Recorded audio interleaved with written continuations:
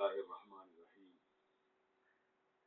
الحمد لله رب العالمين والصلاة والسلام على سيد الأشرف الأنبياء والمرسلين أما بعد فأعوذ بالله من الشيطان الرجيم بسم الله الرحمن الرحيم الرحمن علم القرآن خلق الإنسان علمه البيان صدق الله المولانا العظيم بلغنا رسوله النبي الكريم قال النبي صلى الله عليه وآله وسلم علمت ما في السماوات وما في الأرض أو كما قال عليه الصلاة والسلام إن الله وملائكته يصلون على النبي يا أيها الذين آمنوا صلوا عليه وسلموا تسليما اللهم صل على سيدنا ومولانا محمد وعلى آل سيدنا ومولانا محمد وبارك وسلم وصل عليه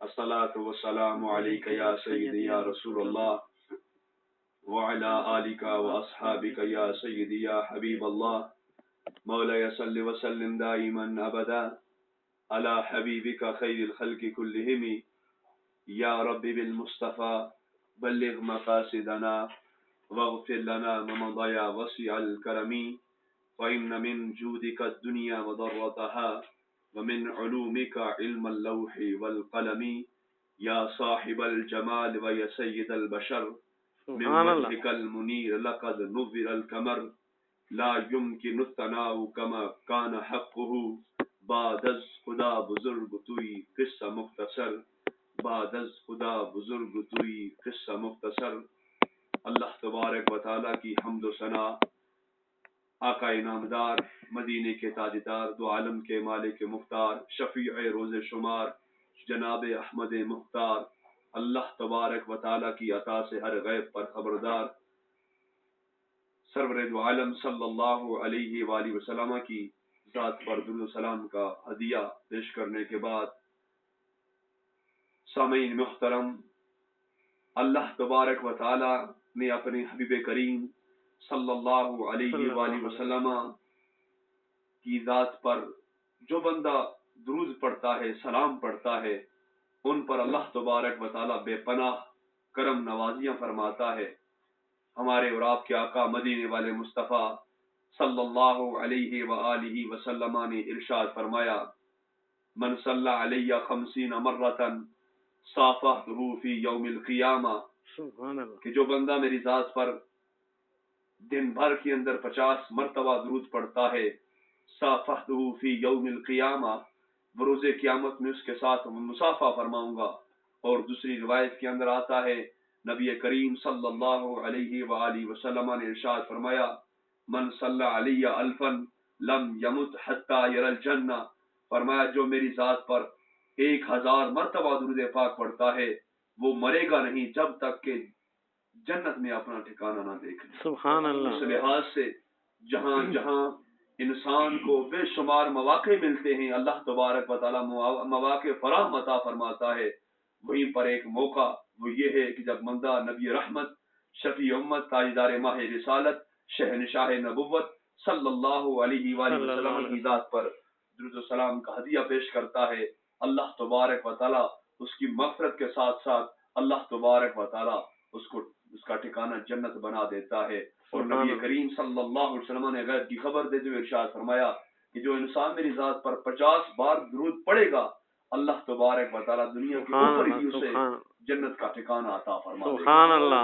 اور پھر ساتھ بہترین خوشخبری عطا فرمائی، فرمایا جو میری ذات پر 50 بار درود پاک پڑے گا تو بروز قیامت میں اس کے ساتھ مصافحہ فرماؤں گا۔ یقیناً مصطفیٰ کریم صلی اللہ علیہ وآلہ وسلم کے ساتھ مصافحہ یا ان کا مصافحہ کسی کو اگر حاصل ہو جائے تو بڑی برکتیں اور سعادت والی بات ہوتی ہے۔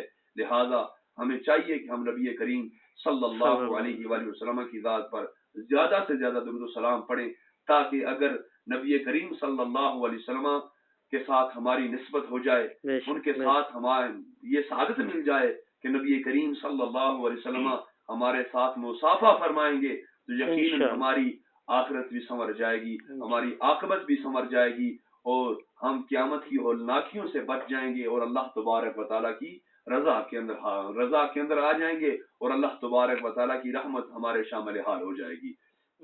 اس لحاظ سے ہمیں زیادہ سے زیادہ اپنے آقا و مولا محسن آقا صلی اللہ علیہ وآلہ وسلم کی ذات پر درود و سلام پڑھنا چاہیے۔ اور نبی کریم صلی اللہ علیہ وآلہ وسلم نے ارشاد فرمایا تم جہاں کہیں بھی ہو میری ذات پر درود پڑھو، تمہارا درود میں خود سنتا بھی ہوں اور اپنے درود پڑھنے والے کو جانتا بھی ہوں۔ یہاں پر نبی کریم صلی اللہ علیہ وسلم کی شان محبوبی کا بھی آپ نظارہ کریں کہ نبی کریم صلی اللہ علیہ وسلم ارشاد فرماتے ہیں جو بھی میرا امتی میری ذات پر درود و سلام پڑھتا ہے تو میں اس کے سلام کو سنتا بھی ہوں اور اس کا جواب بھی عنایت فرما دیتا ہوں۔ بڑی خوش قسمت کی بات ہے۔ المختصر یہ ہے کہ میں نے آپ کے سامنے آیت کریمہ کا کچھ حصہ، قرآن مجید کی کچھ آیات کا حصہ آپ کے سامنے تلاوت کیا سورہ رحمان میں سے۔ وہ یوں ہے کہ رب العالمین نے جہاں اپنی صفت کو بیان فرمایا وہیں پر اپنا تعارف بیان فرمایا، اس تعارف کے اندر نبی کریم صلی اللہ علیہ وسلم کی ذات گرامی کو سامنے رکھا۔ اس ذات گرامی کے ساتھ جو خصوصی صفت تھی وہ اللہ تبارک و تعالیٰ نے اپنے علم خاص میں سے نبی کریم صلی اللہ علیہ وسلم کو علم عطا فرمایا الرحمن۔ اب نبی کریم صلی اللہ علیہ وسلم نے جب فرمایا کہ رحمان، اب کفار نے کہا رحمان کو ہم نہیں جانتے، رحمان کون ہے؟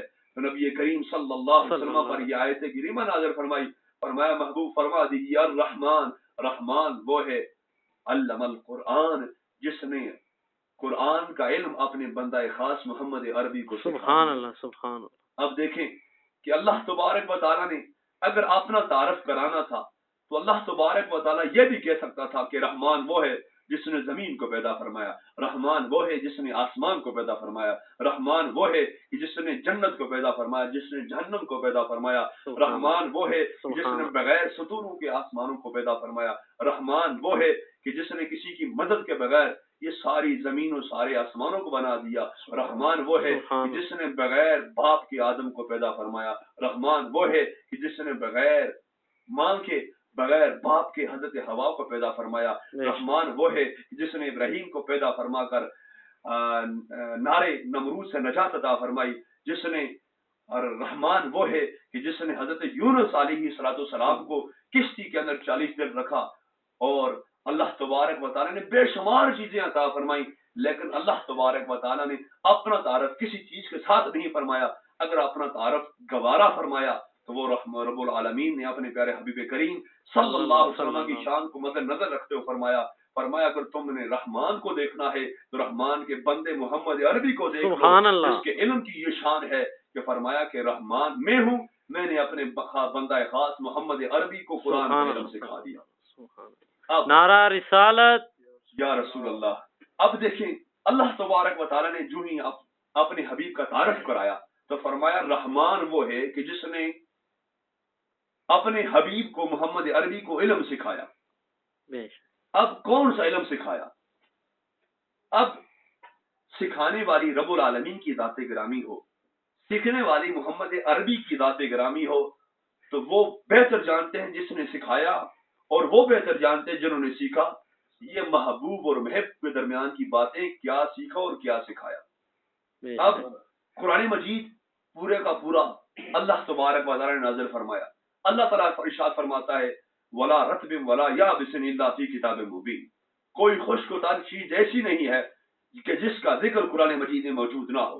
اب یہ دکھائیں، اب ذرا غور کریں کہ جب اللہ تبارک و تعالیٰ خود صاحب کلام ہے، اس نے کلام فرمایا، اس نے قرآن مجید کو نازل فرمایا، اب خود ہی وہ فرماتا ہے کہ ہر خشک و تر چیز جو کچھ زمینوں میں ہے، جو کچھ آسمانوں میں ہے، جو کچھ بھی ہے، اللہ تبارک و تعالیٰ نے اس کو قرآن مجید کے اندر رکھ دیا ہے۔ اب جب اس نے قرآن مجید کے اندر رکھا تو پھر اس کا علم اللہ تبارک و تعالیٰ نے اپنے محبوب کریم کو سکھایا۔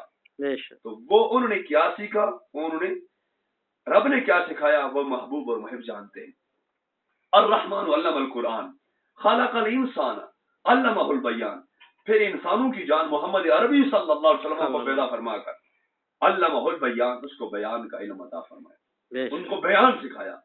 اب یہ ساری آیات کریمہ حقیقتاً دیکھا جائے، ظاہراً دیکھا جائے تو رب العالمین کی صفت کو بیان کرتی ہیں، لیکن اگر حقیقتاً دیکھا جائے اس کے بحث دیکھی جائے تو یہ نبی کریم صلی اللہ علیہ وسلم کی ذات گرامی کی شان بیان کی جا رہی ہے، بے شک ان کے علم غیب کو بیان کیا جا رہا ہے، ان کے علم مصطفیٰ کو بیان کیا جا رہا ہے۔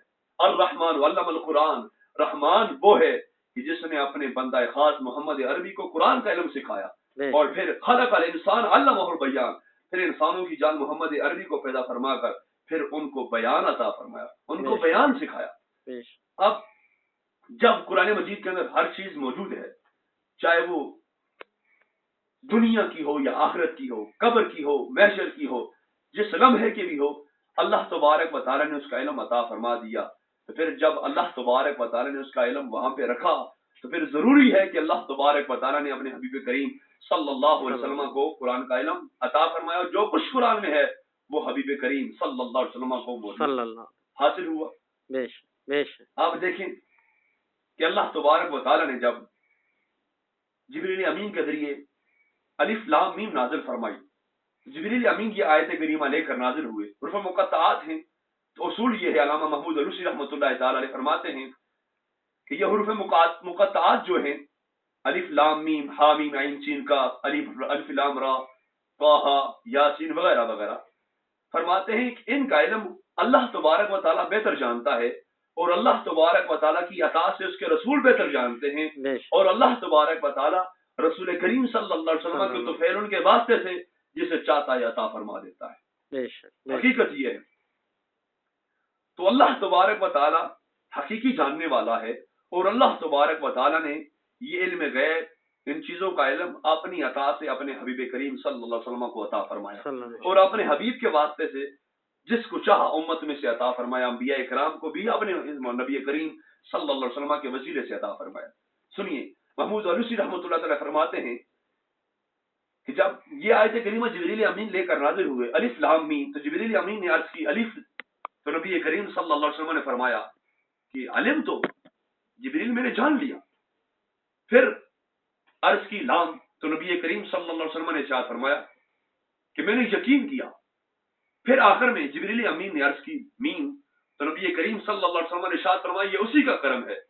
اب جبریل امین تعجب میں پڑ گئے، عرض کرنے کے یا حبیب اللہ، اے اللہ کے نبی، میں لانے والا، رب بھیجنے والا، مجھے نہیں پتا کیا ہے اس کے اندر، لیکن آپ کہتے ہیں میں نے جان لیا، میں نے یقین کیا، یہ اسی کا کرم ہے، تو بتائیے کیا ہے؟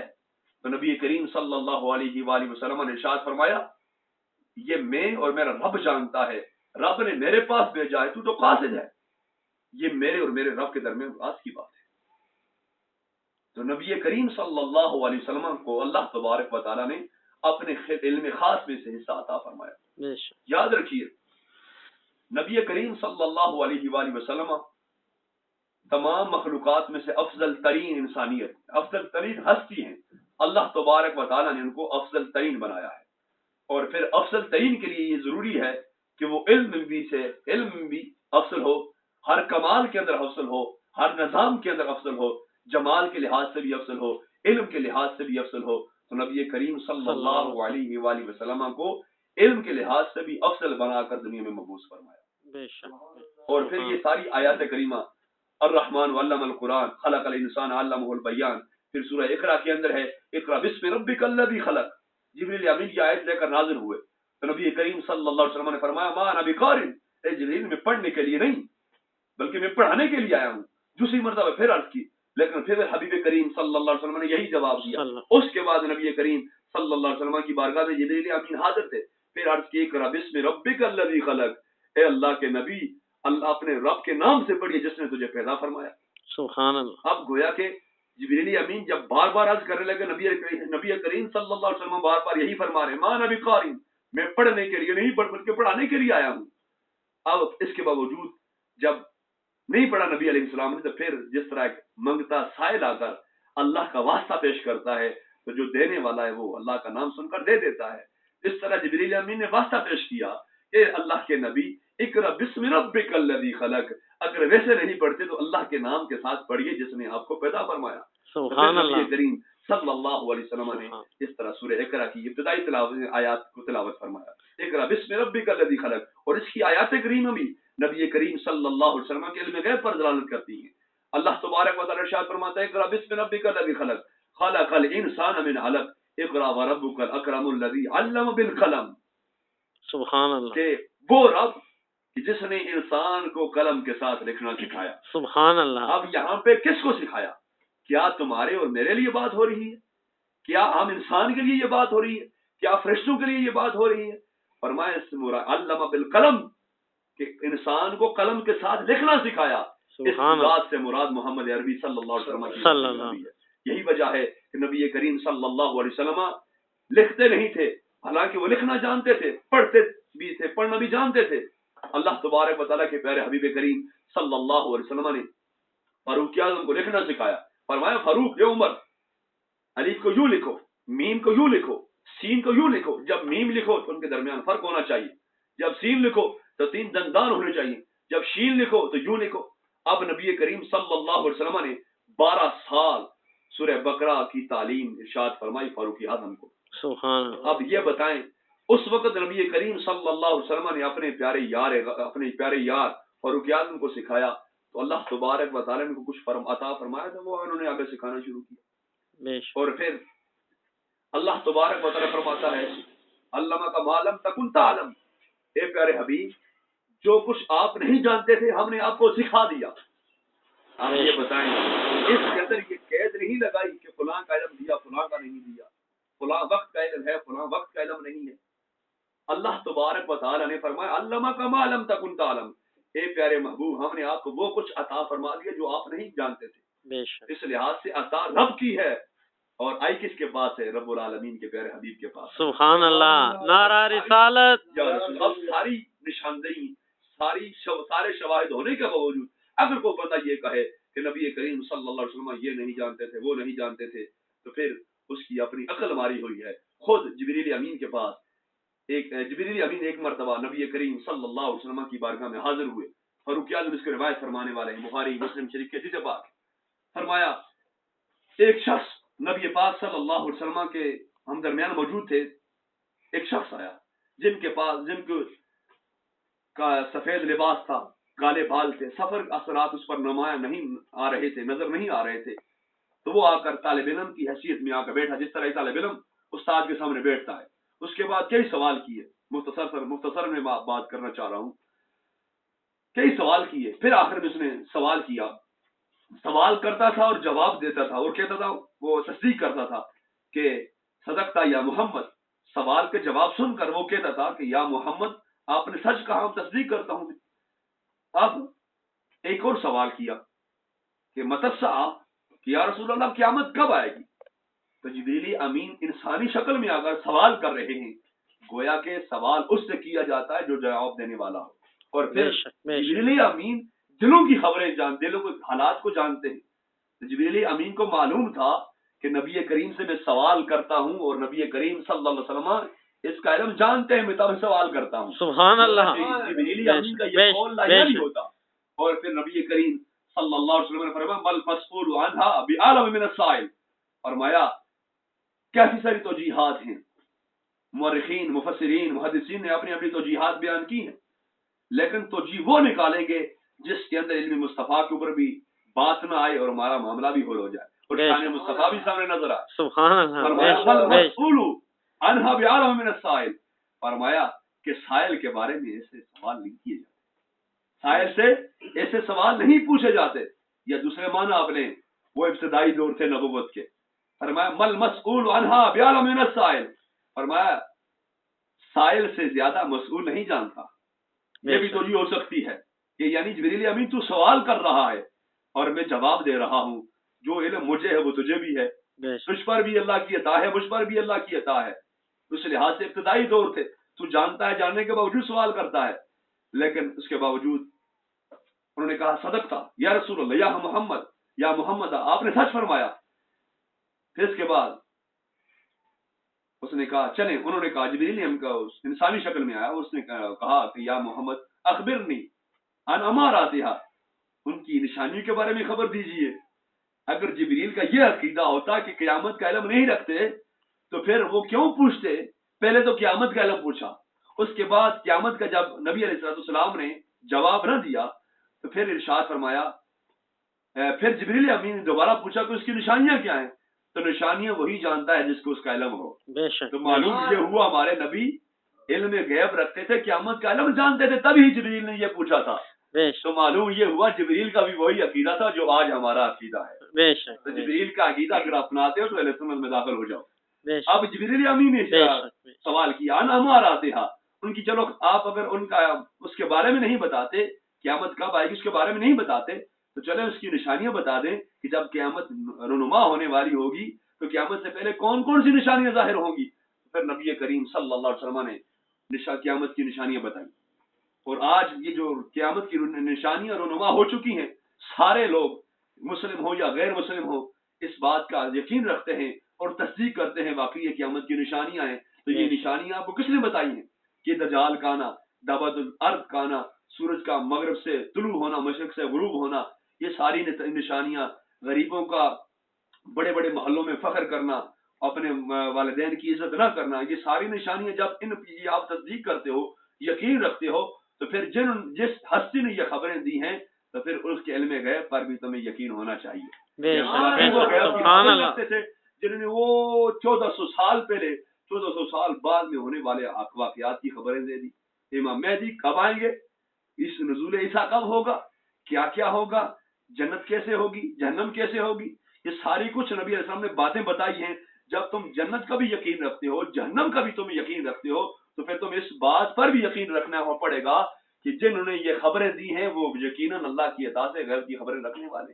بے شک سبحان اللہ. عقیدہ ہمارا نیا بنایا ہوا نہیں ہے, بلکہ یہ عقیدہ 1400 سال پہلے بھی تھا اور 1400 سال انشاءاللہ بعد بھی رہے گا. نعرہ رسالت اب تک انشاءاللہ رہے گا. اور پھر یہ قرآنی عقیدہ ہے, یہ ہمارا عقیدہ بنا ہوا نہیں ہے. اب لوگ اعتراض کرتے ہیں جناب جی وہ نبی رسول کے علم غیب ہے, یہ کہاں سے ثابت ہے؟ وہ ہم یہ کہتے ہیں الحمدللہ قرآن سے ثابت ہے. الف لام میم سے لے کر والناس تک قرآن نبی کی شان بیان کرتا ہے. لیکن قرآن اگر پڑھا جائے عشق نبی سے تو پھر پتہ لگتا ہے کہ واقعی قرآن شان مصطفیٰ ہے. بے شک میاں صاحب نے فرمایا شداں مداں زہراں زبراں شان نبی دے آئیاں, آما لوکاں خبر نہ کائی خاصا رمضاں پائیاں. سبحان اللہ. اگر دیکھا جائے تو واقعی شداں مداں جو شداں ہیں تشدید ہے, یہ مد ہیں متصل ہو منفصل ہو. جو نبی کے علم کو مانتا ہے وہ متصل ہو جاتا ہے, جو نبی کے علم کو نہیں مانتا وہ منفصل ہو جاتا ہے. جس لحاظ سے فاصلہ اگر رکھنا ہے تو پھر نبی کے علم کو نہ مانو, تمہارے اور جنت کے درمیان فاصلہ آ جائے گا. اگر تم نے متصل ہونا ہے, نبی کے ساتھ رشتہ جوڑنا ہے, جنت کو حاصل کرنا ہے, جنتی بننا ہے, تو پھر تم نے ان کے ساتھ متصل ہونا پڑے گا. فرمایا کہ صوفیہ کرام کا یہ عقیدہ بھی یہی ہے کہ شداں مداں زیراں زبراں میں شان نبی دے آئیاں, آما لوگاں خبر نہ کائی خاصا رمضاں پائیاں. یہ خاصوں کا عقیدہ تھا جو آج ہمارا بھی عقیدہ ہے. اور پھر اللہ تبارک و تعالیٰ نے چوتھے پارے کے اندر ارشاد فرمایا, بات علم غیب مصطفیٰ کی ہے. تو یہ دیکھیں اللہ تبارک و تعالیٰ نے سورہ رحمان کے اندر یہ ابتدائی آیت کے اندر اپنا تعارف بیان کیا. لوگوں نے کہا کہ رحمان کیا ہے؟ تو رب نے فرمایا رحمان وہ ہے کہ جس نے اپنے بندہ خاص محمد عربی کو پیدا فرما کر ان کو علم عطا فرمایا. اگر تم نے میرے رحمانیت کو دیکھنا ہے, میرے علم کو دیکھنا ہے, تو میرے محبوب کے علم کو دیکھ رہے تو تمہیں پتہ لگ جائے گا. جب محبوب کا علم اتنا ہے تو پھر اس محب کا کتنا علم ہوگا. جب مخلوق خاص میں سے خاص بندے کا علم اتنا ہے تو پھر مخلوق کو پیدا کرنے والے خالق کا علم کتنا بڑا وسیع ہوگا. اور پھر اللہ تعالی نے ارشاد فرمایا کہ چوتھے پارے کے اندر اللہ تبارک و تعالی ارشاد فرماتا ہے وما كان الله ليطلعكم من الغيب ولكن الله يجتبي من رسله من يشاء. یہ آیت کریمہ ہے. اب بعض لوگ کیا کرتے ہیں, آدھی آیت کو پڑھ کر یہودیوں کی طرح فیصلہ کر دیتے ہیں کہ بس جی کلام مکمل ہو گیا, معلوم یہ ہوا کہ نبی اللہ تعالیٰ کے علاوہ کوئی غیب کی خبریں نہیں جانتا. حالانکہ پوری آیت پڑھو تو پتہ تب لگتا ہے جب بندہ کلام پورا سنے نا, آدھا کلام سن کر کہے کہ یا جی فلاں نے یہ کہا تھا تو بس وہی ہے. جب تک پورا کلام نہ سنا جائے تو بندہ فیصلہ نہیں کر سکتا. اب قاضی بھی جب پورا کلام سنتا ہے تو فیصلہ تب کرتا ہے. تو بے عقل بندے ہوتے ہیں جو آدھی بات سن کر کہتے ہیں بس فیصلہ ہو گیا. اور یہ یہودیوں کی روش ہے. تو یہودیوں کے جو مناسب ہوتا تھا وہ بیان کر دیتے تھے, جو ان کے موافق نہیں ہوتا تھا اس پر ہاتھ رکھ لیا کرتے تھے. تو آج بھی کئی لوگ مسلمان ہو کر اپنے آپ کو مسلمان کہہ کر کلمہ نبی کا پڑھنے کے باوجود اس نبی کی شان کی گو اٹھانے کی کوشش کرتے ہیں. تو یاد رکھیں ہمارے یا تمہارے نبی کے شان گھٹانے سے ان کی شان نہیں گھٹ سکتی. مٹ گئے مٹتے ہیں مٹ جائیں گے عطا تیرے نہ مٹا ہے نہ مٹے گا کبھی چرچا تیرا. سبحان اللہ. یہ تو سرکار کی شان ہے. ورفعنا لک ذکرک. اے محبوب ہم نے تیرے لیے تیری شان کو بلند فرما دیا. سبحان اللہ. اور پھر آیت کی طرف آئیے. وما کان اللہ لیطلعکم علی الغیب. اللہ کی یہ شان نہیں کہ کسی کو غیب کا علم عطا فرمائے. کسی کو غیب کا علم عطا فرمائے کسی ایرے وغیرہ نتی غیرے کو. مطلب یہ نہیں ہے کہ انبیاء کو فلاں فلاں فرمایا. وما کان اللہ لیطلعکم علی الغیب. اللہ کی یہ شان نہیں کہ کسی کو غیب عطا فرمائے. اب یہاں سے جو نفی کرنے والے ہیں تو وہ بھی تو نفی لے لیں گے لیکن کلام مکمل نہیں ہوا. ولیکن اللہ یاد رکھیے علم نحو کا یہ قاعدہ ہے. لیکن استدراک کے لیے آتا ہے. ما قبل اگر جملے کے اندر نفی ہو رہی ہو تو بعد میں وہ ثابت کرنے کے لیے آتا ہے. یعنی پہلے جملے کے اندر نفی ہو رہی ہے کہ اللہ تعالیٰ کسی کو غیب کا علم نہیں عطا فرماتا لیکن فرمایا ولیکن استدراک کر دیا. اب ہر کسی کو نہیں فرمایا ولیکن اللہ یجتبی من رسلہ من یشاء. پہلے کے اندر نفی ہوئی تھی لیکن بعد میں ثابت کر کے دکھایا. لیکن اللہ تبارک و تعالیٰ اپنے پسندیدہ رسولوں میں سے جسے چاہتا ہے چن لیتا ہے. بے شک بے شک. اب دیکھیں نفی نہیں بلکہ اس بات کر دیا کہ ہر کسی کو غیب نہیں عطا فرماتا. ہم دودھ اسی میں ڈالتے ہیں جو برتن دودھ ڈالنے کے قابل ہو. ہیرا اسی میں رکھتے ہیں جو ہیرا رکھنے کے قابل ہو. ہم ہر کسی جگہ کے اندر ہیرا نہیں رکھتے. ہر کسی جگہ کے اندر دودھ تو نہیں ڈالتے. یہ تو نہیں آپ بیسن بنائے ہو آپ نے ہاتھ دھونے کے لیے آپ اس میں دودھ ڈال لیں یا پینے کا پانی ڈال لیں. ایسا تو نہیں ہوتا. اللہ کی یہ شان نہیں ہے کہ کسی ایرے وغیرہ نتی خیروں کو علم غیب عطا فرمائے لیکن اللہ تعالیٰ اپنے پسندیدہ رسولوں میں سے جسے چاہتا ہے چن لیتا ہے. ٹھیک ہے. اب یہ بتائیں مجتبیٰ کون ہے مصطفیٰ کون ہے. تو چنا ہوا کون ہے؟ ظاہر ہے چنا ہوا ذات مصطفیٰ کریم صلی اللہ علیہ وسلم کی ذات گرامی ہے. تو اللہ تعالیٰ نے ان کو علم غیب عطا فرمایا. تو یاد رکھیں اللہ تبارک و تعالیٰ کے پاس جو علم غیب ہے وہ اس کا اپنا ہے. اس کو کسی نے عطا نہیں کیا. اور اللہ تبارک و تعالیٰ کے علاوہ کسی کے پاس نبی کے پاس ولی کے پاس غوث کے پاس کتب کے پاس جس کسی کے پاس بھی ہے وہ اللہ تبارک و تعالیٰ کی عطا سے اور نبی کے صدقے سے. بے شک. پوری کائنات کو جو کچھ بھی ملا وہ اللہ تعالیٰ نے عطا فرمایا. خالق کائنات جل مجدہ الکریم نے عطا فرمایا اور اپنی عطا سے فرمایا اپنی مرضی سے اپنے حبیب کے واسطے سے عطا فرمایا. اب اس آیت کی طرف آئیں جو میں نے آپ کے سامنے پڑھی کہ وما کان اللہ لیطلعکم علی الغیب ولکن اللہ یجتبی من رسلہ من یشاء. اب ہماری باتیں تمہاری باتیں اور ہوتی ہیں. ان کا علم پڑھیں ان کی تحریریں پڑھیں جنہوں نے عشق رسول کے اندر تفاسیر کو لکھا تفاسیر کو پڑھا قرآن کا علم حاصل کیا. تم کہتے ہیں 1400 سال کے بعد کا واقعہ ہے. یہ آج لوگ بات کرنے آئے. محمود علوسی رحمۃ اللہ تعالی علیہ بہت بڑے بزرگ ہیں فن تفسیر کے بڑے ماہر ہیں. انہوں نے اسی آیت کی تفسیر بیان کرتے ہوئے اس کے تحت لکھا فرمایا کہ ایک مرتبہ صحابہ کرام نے کہا ہمارے نبی تو وہ ہیں جو غیب کی خبریں رکھتے ہیں غیب کا علم جانتے ہیں کل کی بات جانتے ہیں دلوں کے حالات جانتے ہیں. اب جب منافقین نے یہ بات سنی جنہوں نے لبادہ اسلام کا اوڑا ہوا تھا اور اندر سے وہ کافر تھے ظاہراً وہ کلمہ پڑھتے تھے باطن میں وہ کفر کی وہ مدد کر رہے تھے ظاہراً نبی سے عشق کا دعویٰ کرتے تھے باطن نبی سے بغض رکھے ہوئے تھے. اب ایک دن ان کا بانڈا اللہ تعالیٰ نے پھوڑنا تھا. وہ کیسے جب صحابہ اکرام نے یہ کہا دیوانہ وار گھومتے رہے اور کہنے لگے کہ ہمارے نبی تو وہ ہیں جو غیب کی خبریں رکھتے ہیں.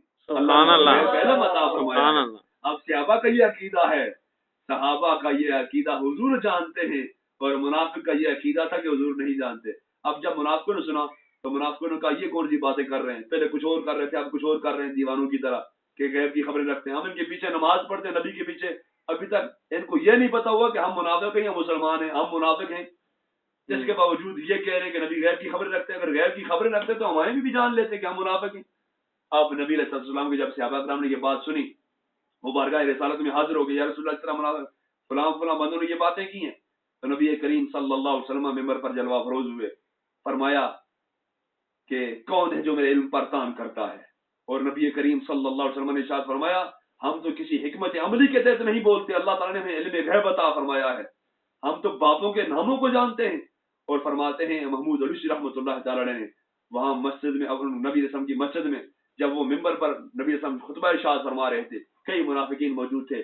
نبی رسم نے فرمایا فلاں ابن فلاں اے منافق کے بیٹے اے منافق فلاں کے بیٹے، یعنی منافق کا اور منافق کے باپ کا نام لے کر فرمایا کہ میری مسجد سے نکل جا، تو منافق ہے۔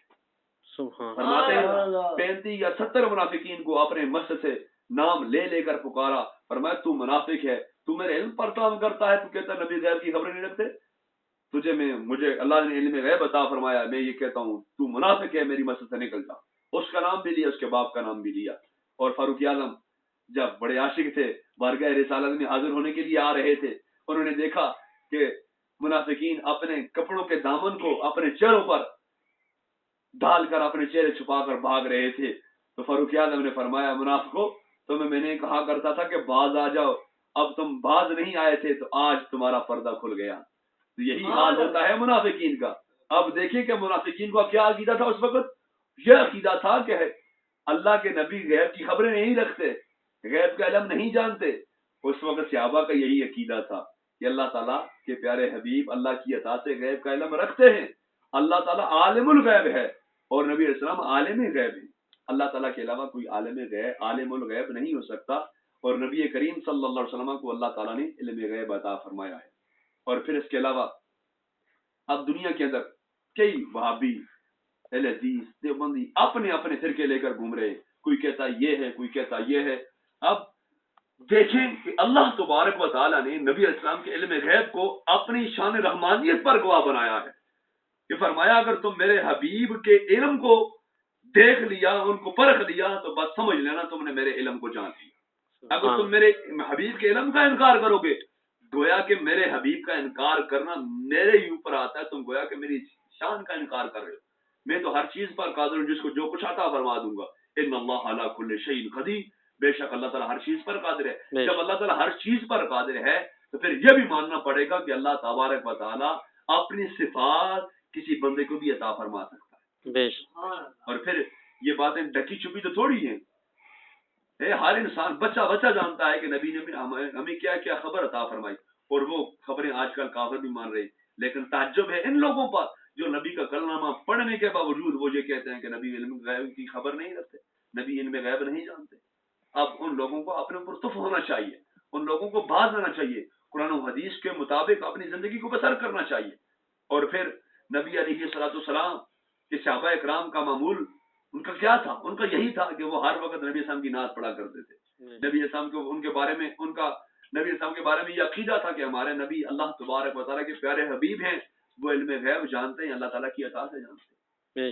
اور وہ کوئی غیب کیا تم سے نہا ہو بلا، تم سے نہ خدائی چھپا، تم پہ کروڑوں درود۔ یہ غیب تو اور ہے، دنیا کا غیب اور کائنات کا غیب، مخلوقات میں سے جو غیب ہے وہ اور ہے، لیکن اعلیٰ حضرت نے ان کی روح تڑپی اور پکار اٹھے اور کوئی غیب کیا، یہ تو ساری چیزیں ہیں، یہ تو غیب تھی، ان کو رب نے اپنے حبیب کو عطا فرما دی، جان لیا۔ نبی علیہ السلام نے فرمایا اور کوئی غیب کیا تم سے نہا ہو بلا، تم سے نہ خدائی چھپا، تم پہ کروڑوں درود۔ جب اس غیب کو دیکھ لیا تو پھر اور کیا چیز غیب رہ گئی؟ خود نبی علیہ السلام نے فرمایا رأیت ربی فی احسن صورۃ، اس غیب کو میں نے بہترین صورت کے اندر دیکھا۔ جب رب کو دیکھ لیا تو پھر آگے کیا چیز رہ گئی؟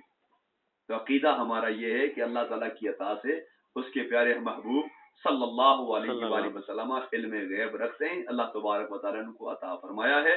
اللہ تبارک و تعالیٰ ہم سب کو اسی عقیدے پر جینے، اسی عقیدے پر مرنے کی توفیق عطا فرمائے، اور ہم سب کو استقامت کے ساتھ محبت رسول صلی اللہ علیہ وآلہ وسلم کے اوپر کے اندر زندگی بسر کرنے کی توفیق عطا فرمائے، اور جو جو چیزیں نبی علیہ الصلوۃ والسلام کی محبت کو ابھارنے کا ذریعہ بنتی ہیں ان چیزوں کو سننے، سنانے، اپنانے کی توفیق عطا فرمائے۔ آمین بجاہ النبی الکریم صلی اللہ علیہ وآلہ وسلم۔ زندگیاں ختم ہوئیں، قلم ٹوٹ گئے، پر تیرے اوصاف کا ایک باب بھی پورا نہ ہوا۔